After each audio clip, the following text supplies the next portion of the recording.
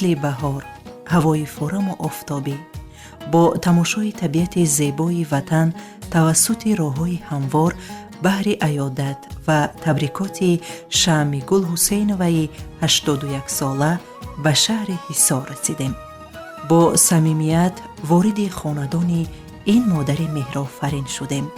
مادر معنی حیات، گرمی خاندان و نور دل است. مادر سرچشمه زندگی است.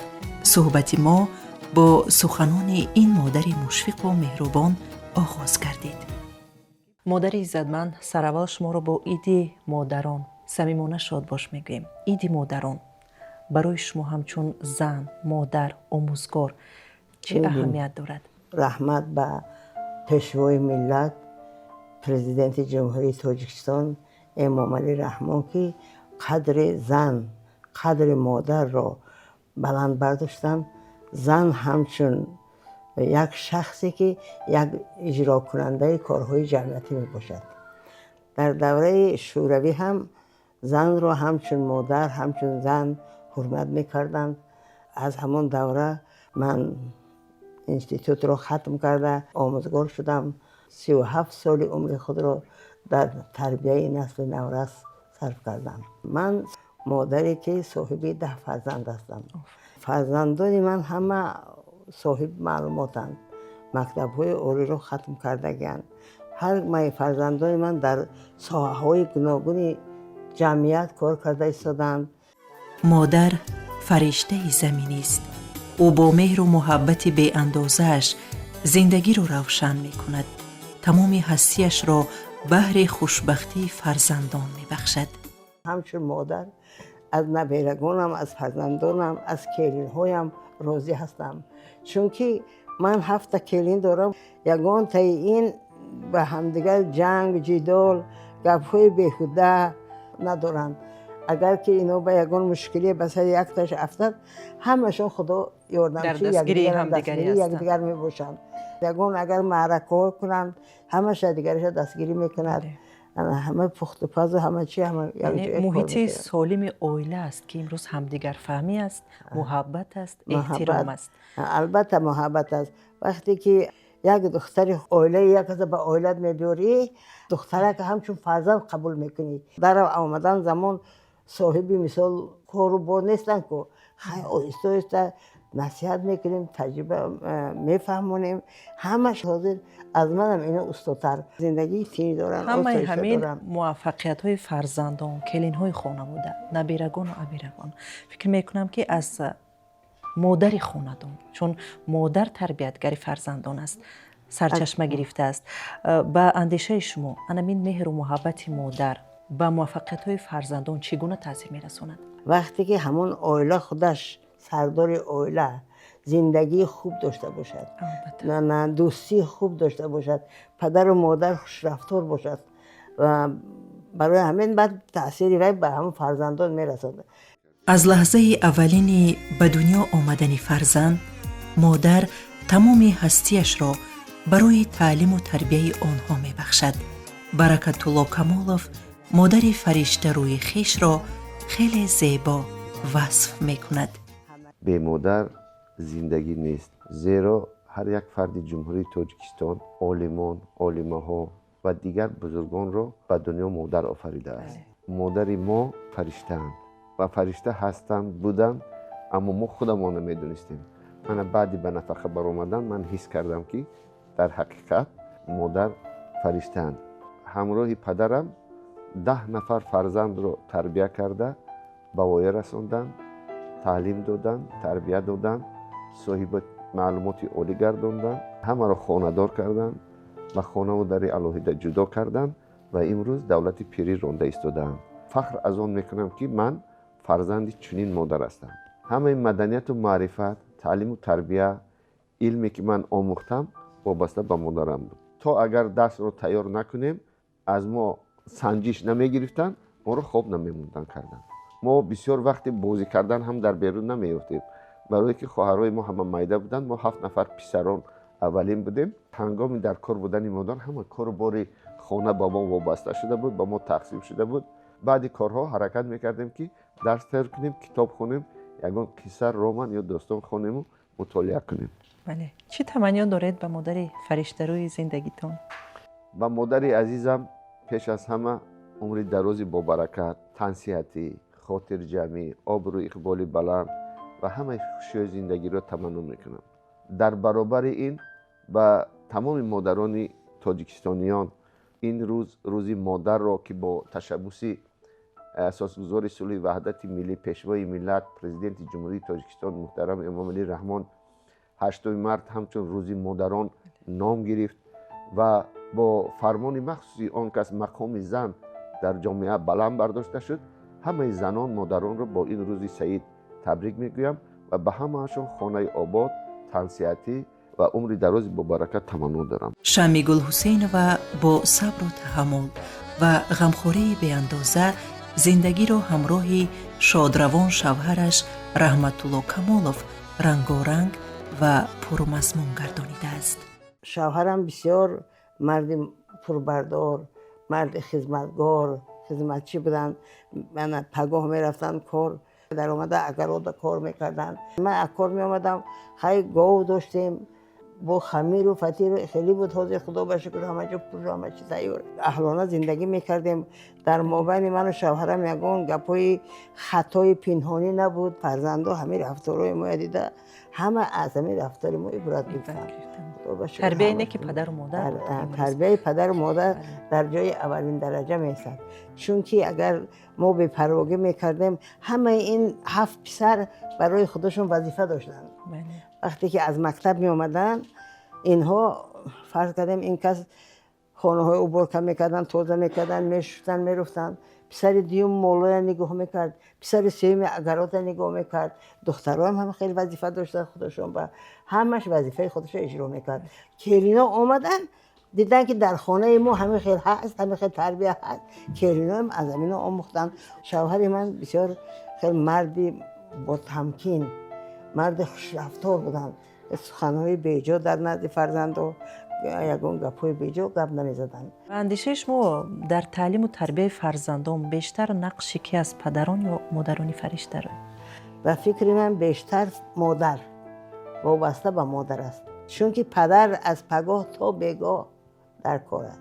در محیط عائله به تعلیم و تربیت فرزندان مشغول بودید. همزمان در مکتب بهره تعلیم و تربیت شاگردان است کمر همت بسته بودید. برای شما مشکل نبود عائله داری تربیت فرزندان همزمان درس گفتن به شاگردان؟ اگر به فکر من شخص کسب خودش را دوست دارد برای وی یگان مشکلی ندارد. وقتی که من کسب پداگوگی را دوست می داشتم فرزندا بودن اینو خیاره به کار خانه یاری میدادن. با مادرکم بودن، مادرم یاری میدادن. در دو بس کار میکردم. هم پگاهی خیلی درس داشتم صنفای بالای و هم از کدام فن درس میگفتید؟ از زبان ادبیات درس میدادم. هم من صنفای ابتدایی درس میدادم. با شب خانه به خیلی کار بالای میکردیم، میخوراندیم و اینا همه خواب میکردیم. بعد ششته کنسپیک نویس، دفتر تفتیش کن، اسباب عیانی تیار کن. صمیمیت این مادر مشفق و مهربان کلین‌های خانواده رو نیز در زندگی دلگرم نموده است. کلین خانواده آموزگار لاله قوزیبای و اظهار می دارد که در پایداری عائله‌اش نقش خوشدامنی غمخوارش بی اندازه است. از سالی که من به این خاندان کلین شده آمدم راستی ما هم یوش بودیم، در قدر زندگی نمی رسیدیم، از عهده خانداری نمی برآمدیم. با این خیلی عائله دوست و اتفاق کلین شده آمدم. خوشدامنم با همراهی خسورم گفتن که از خانه‌نشینی هیچ با فایده نیست. بچیم از دستم گرفته به مکتب برده من کار بموندم. فرزنددار شدیم، عائله داری از مادر آموختیم. آنها دست ما رو در زندگی راست کردن. خوراک‌های ملی یاد دادن. با مهربانی، با نصیحت نبردار شدیم، کلین و داماددار شدیم. لیکن ما به مصلحت اینها حالا هم یگون قدم پیش رفته نمیتوانیم. فکرهای ما جنبست کرده به ما مصلحت‌های بهتری میتین. هیچگاه درد نبینن. تا وقتی که هستن فقط خرسند باشن و در سر ما نصیحتگر باشن و صحتمند باشن. این درخت توت که 100 سال عمر دارد دستنهال شادروان مادر است و شن گلحسین به هر باری که به آن می نگرد همیشه یاد مادر مهربانش می کند. این تنها یک درخت توت نه، این یادگاری مهر و زحمت مادرش است. آموزگاری که امروز به صدها شاگرد با محبت دانش داده است، خود زمان در آغوش مادر تربیه یافته است.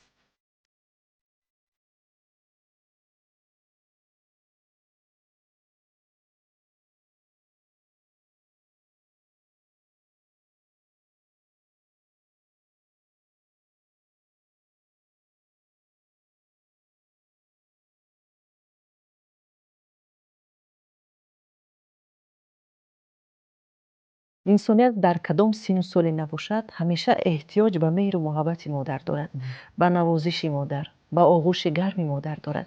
از مادر مهربان خود چه خاطره ها دارید؟ ما 2 نفر بودیم، یک اپا و یک خواهر بودیم. تمام مادرم هنگاتی بودن دهولی پدری. خیلی خدا بشکر خواهرکم هم خوند، همه مادر یادم مادر بود. خواهرم هم خوند، اون رسید تمام کرد، صاحب کسب شد. مهر و محبت مادر برای من تا حاضر اگر زنده می بودن، کنار شما می بودن، اگر جمله بهترین کدام جمله رو برایشان عرض می کردید؟ اگر حاضر زنده می بود، خیلی در زندگی ممکن کار کردم، خدمت بسیار بود، کار بسیار بود، به قدر مادر نرسیدم.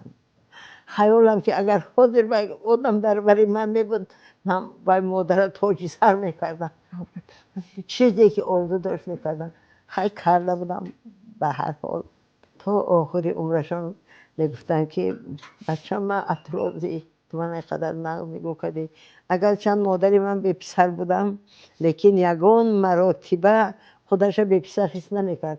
چون که پسران من همه 7 پسر هیچ وقت از دروازه در آمدن نمی گفتن که من کجا با.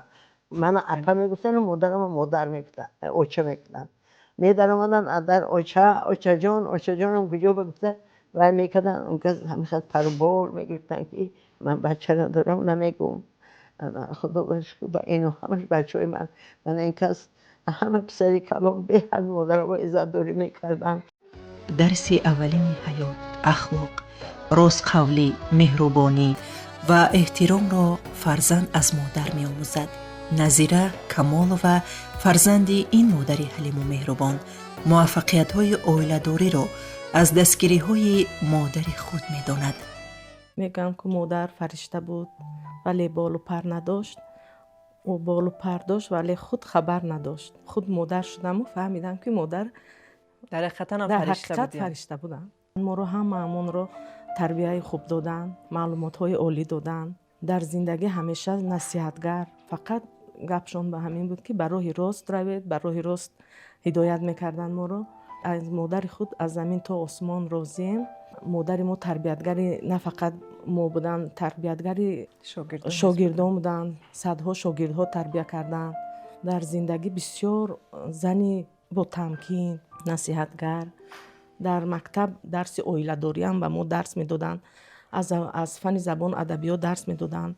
در زندگی از همه برای تربیت فرزند صرفه و سرشته‌کاری، خدمتگاری شوهر بودن، حرمت و عزت شوهر و حرمت و عزت خسر و خوشتامن رو داشتن رو ما از مادر خود آموخته ایم. ما هم خیلی گپ مادر خود رو گرفته در زندگی استوار شده. زن مادر در زندگی هر انسان جایگاهی مخصوص دارد و عزت و احترام مادر قرض جانی فرزندان به شمار می رود. با اون خاطره که فرزندان باید همیشه عزت و احترام پدر و مادر، علل خصوص مادران فرشته رو به جا بیارن. مادران باید چه کارها رو به سامان برسانند؟ همه عزت و احترام فرزندایم برای پدر و مادر این وابسته به خود پدر، به خود مادر است.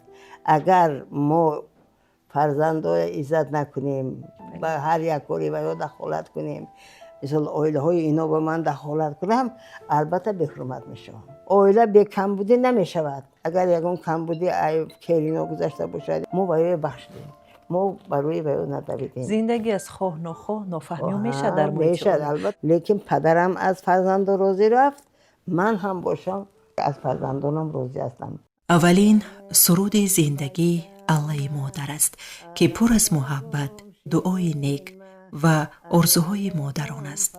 الله مادر سرود آرام و مهربان است که برای خواب شیرین و براحت فرزند سراییده می شود. الله الله الله ای دستیاری چه جان شود الله الله بچه می جان بچه می ای شیرین بچه می علم گم دختر ما علم گم خواهر ما علیو علیو. مادر چراغی را و سرچشمه الهام برای اهل عائله است. محض دستگیری، دعا و باوری مادر است که انسانیت در زندگی رشد می کند و در دل شخص مهر و محبت را بیدار می کند. تا امروز با نصیحت و پندهایی که از جانب مادر کلان شده بود با ما به این مرتبه ها رسیدیم. همچون زنی صاحب معرفت، صاحب علم، صاحب کسب شدیم. در زندگی اگر دشوار هم که به ما شد آمده از نصیحت های همینا استفاده میبریم، مصلحت میگیریم. اگر مادرم که باشن با مادر کلان در زندگی سابقهشان زیاد گفته با آمده پیش اینا هم صحبت میکنیم، هم میگیم که مقصد در زندگی ما یا در راه فعالیت در راه جدای کاری من هم خیلی کار کردم، چی کار کردن در کار گفته فقط نصیحت میکنن که با مردم همه وقت با اهل جامعه همه وقت شیرین سخن باشد، شیرین گفتار باشد، به وطن خود صادقانه خدمت کنید. به مادر کلان و به تمامی مادرانی روی دنیا به همه‌شان گفتنیم که همه وقت ساخت و سلامت باشند، در بالای سر فرزندان سایبان باشند. طول 6 سال می شود که گیرنده استیپندیای پرزیدنتی هستم و در آزمون‌های داخلی مکتبی و بیرون از مکتبی اشتراک می‌ورزم. در خانه با همراهی بیبیم هستم، دستیار که بیبیم هستم. تمام مسئله و درس‌هایم را از بیبیم می‌آموزم، می‌پرسم. بیبیم همه وقت به من میگویند که در همه کارهای جمعیتی و داخلی مکتب فعالانه اشتراک کن. در آینده می‌خواهم همچون مثل بیبیم پداگوگ خوب شوم. با بیبیم در خانه از خردی کلان شده‌ایم. ما در یک خانه هر دومون می‌ایستیم و بیبیم به من فقط پند و نصیحت‌های خودشان را می‌کنند. زن اگر آتش نمی‌بود خام می‌ماندیم ما. نارسیده بوده‌ای در جام می‌ماندیم ما. زن اگر ما را نمی‌بخشید عمری جاویدان به تخلص، به نسب، به نام می‌ماندیم ما. عیدتان مبارک بیبی جان عزیز. دعای مادر میتواند به زندگی هر یک شخص گرمی و به خاندان او برکت بخشد. مادر زینت زندگی انسان است. حضور او به خاندان گرمی، به روزگار معنی و به دلها آرامش می بخشد. و مادر عزیز و جوانهای امروزه و نوخانه‌داران چی نصیحت دارید تا به قدر مادران، پدران بزرگوار همیشه برسند؟ حقیقتا مادر فرشته است، مادر بزرگ است. دوام عمر انسان فرزند است. بله. خیلی که پیشوای ملت در یک برآمدشان گفته بودند که پدر و مادران خود را نه اینکه پس از مردن به آنها سنگ زارید، پس از مردن آنها را احترام کنید، نگاهبین کنید. وقتی که مادرتان زنده است همون وقت مادرتان حرمت و عزت کنید. و مادر محتاج پول نیست، مادر محتاج تیله و تنگه نیست، فقط محتاج سخن خوب است. تو توانی وقتی که با مادر یا با پدر سخن میکنی چشم خود رو برای آنها بالا نکن. هر انسانی که پیر میشود دل وی آزرده میشود، از اندک سخن میرنجد. بله. بهشت انسان در کف پای مادر است. وقتی که مادر رنجید چقدر بهشت میشود.